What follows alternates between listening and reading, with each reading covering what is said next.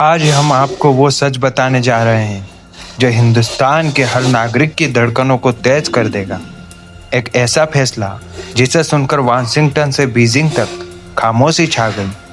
भारतीय वायुसेना ने रक्षा मंत्रालय को सौंपा एक प्रस्ताव, 114 नए राइफल जेट्स और सबसे बड़ा राज, ये विमान बनाए जाएंगे यहीं भारत की धरती पर।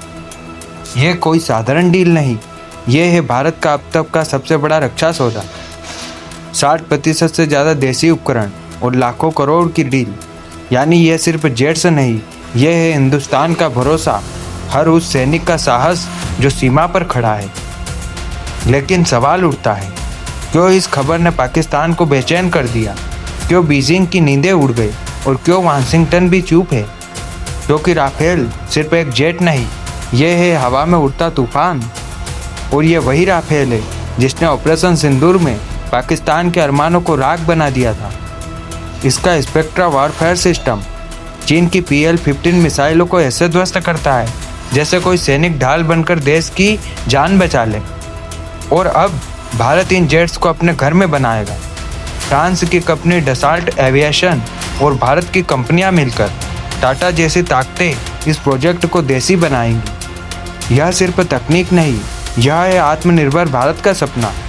यह है उन इंजीनियरों की मेहनत जो दिन रात कारखानों में पसीना बहा रहे हैं। लेकिन कहानी यहीं पर ख़त्म नहीं होती। इन अपग्रेडेड राफेल में लगेगी एक ऐसी मिसाइल जिसकी रेंज स्केल से भी लंबी होगी, यानी वार सीधे दुश्मन के दिल पर।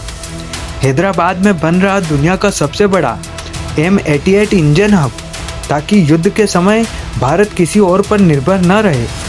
सैनिक जाने, अब तकनीक अपने हाथ में है। आज भारतीय वायुसेना के पास है 36 राफेल, नेवी ने दिए हैं 36 राफेल मरीन के आर्डर, और अगर यह डील जुड़ जाती है तो कुल ताकत होगी 176 राफेल। सोचिए, 176 ऐसी मशीनें जिन्हें उड़ाते हैं हमारे जांबाज पायलट, जिनकी आंखों में सिर्फ एक सपना होता है, देश पहले और जान बाद में। और यह सिर्फ राफेल तक सीमित नहीं, भारत सरकार ने HAL को 97 तेजस Mk-1A का आर्डर दिया है।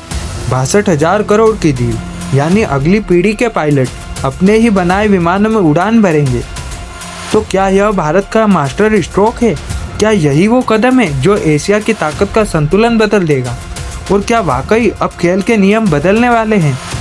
भारत ने साफ संदेश दिया है, वो सिर्फ बाजार नहीं, वो सिर्फ ग्राहक नहीं, वह एक निर्माता है, एक शक्ति है, एक परिवार है, जहां 140 करोड़ लोग अपने सैनिकों की ढाल बनकर खड़े हैं।